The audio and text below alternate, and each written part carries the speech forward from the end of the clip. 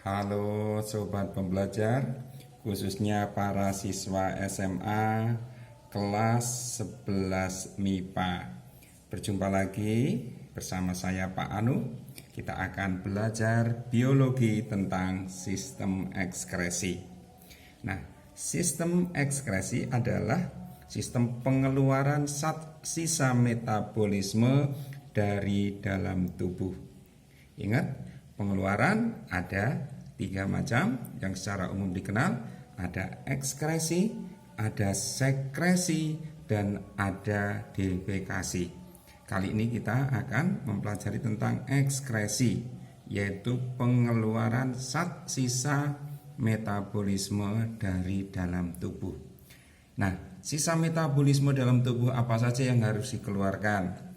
Yang pertama adalah sisa metabolisme karbohidrat, yaitu berupa CO2, H2O dalam bentuk uap air yang akan dikeluarkan melalui paru-paru.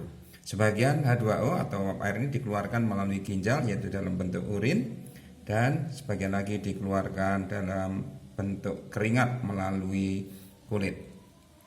Sisa metabolisme yang kedua adalah sisa metabolisme protein, menghasilkan sisa metabolisme berupa CO2, H2O, NH4OH, dan NH3 atau amonia. NH3 ini dalam tubuh ini menjadi racun, maka harus dikeluarkan dari dalam tubuh, yaitu berupa zat yang aman. Dalam hal ini adalah berupa urin, dikeluarkan melalui ginjal. Proses pembentukan urin nanti disajikan dalam video tersendiri. Yang ketiga adalah sisa metabolisme lemak, menghasilkan zat sisa metabolisme berupa H2O dan CO2. Ini dikeluarkan dari dalam tubuh melalui paru-paru dalam bentuk uap air dan juga dalam bentuk urin serta keringat dikeluarkan melalui kulit. Jadi ada 3 zat sisa metabolisme yang harus dikeluarkan dari tubuh, yaitu sisa metabolisme karbohidrat, sisa metabolisme protein, dan sisa metabolisme lemak. Kita lanjutkan, yaitu alat-alat ekskresi pada manusia. Apa saja alat ekskresi pada manusia? Kali ini Pak Anu singkat ya, biar gampang ingatnya. Pa, Ha, Ku, Ko, Ganjar. Apa itu? Alat ekskresinya Pa, yaitu alat ekskresi pertama adalah paru-paru. H adalah hati, Ku adalah kulit, Ko adalah kolon, Ganjal ini plesetan dari ginjal. Ya, oke. Kenapa paru-paru sebagai alat ekskresi? Kita lihat. Paru-paru sebagai alat ekskresi yaitu mengeluarkan zat sisa metabolisme berupa gas, CO2, dan uap air.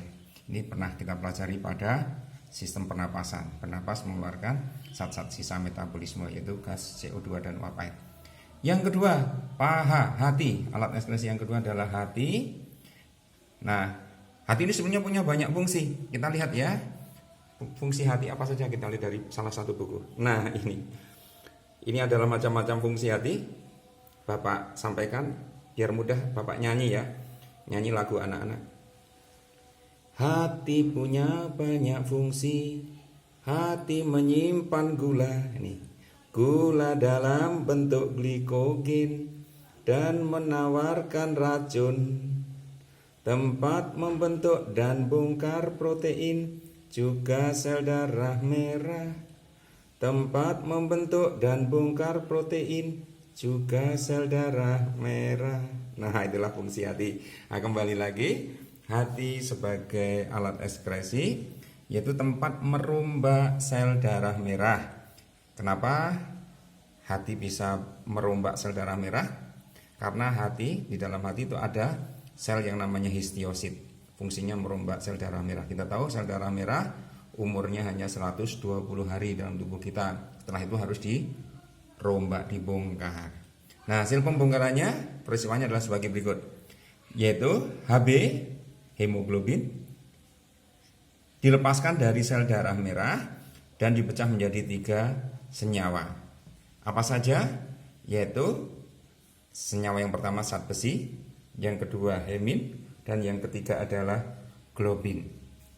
Lalu diapakan 3 senyawa tersebut? Kita lihat pada proses berikutnya. Nah, hasil perombakan hemoglobin adalah yang pertama adalah besi. Bapak singkat betul.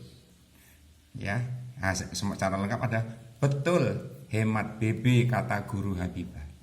Nah, jadi saat yang pertama yang hasil perombakan hemoglobin adalah besi. Betul, artinya saat besi nanti disimpan, dikirim ke sumsum tulang.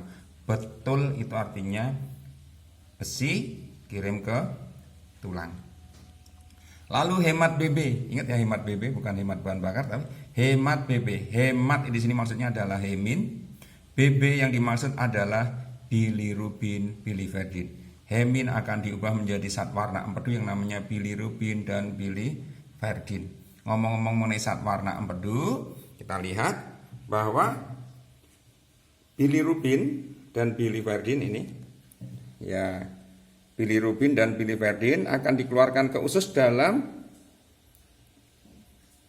bentuk feses, yaitu dia akan memberi bilirubin ini akan berubah warna yang mula-mula hijau ke biru-biruan. Ya, warna hijau biruan akan dioksidasi sehingga berwarna kuning kecoklatan, dan warna inilah yang akan memberi warna urin dan feses. Sehingga warna urin dan feses selalu begitu. Kita kembali lagi ke sini. Hemat BB artinya hemin diubah menjadi bilirubin dan biliverdin. Yang berikutnya kata guru Habibah. Guru, G, hanya diambil G-nya saja ya. Guru Habibah artinya guru ini G globin. Akan menjadi Habibah, HB baru, hemoglobin baru. Nah, inilah hasil perombakan sel darah merah. Kemudian berikutnya alat ekskresinya adalah kulit. Kulit sebagai alat ekskresi berfungsi mengeluarkan sisa metabolisme berupa keringat. Kolon, paha kuko, kolon sebagai alat ekskresi yaitu mengeluarkan zat sisa metabolisme berupa logam berat, misalnya ini Fe dan Ca, dan nanti keluarkan melalui feses. Dan terakhir adalah paha kuko ganjal.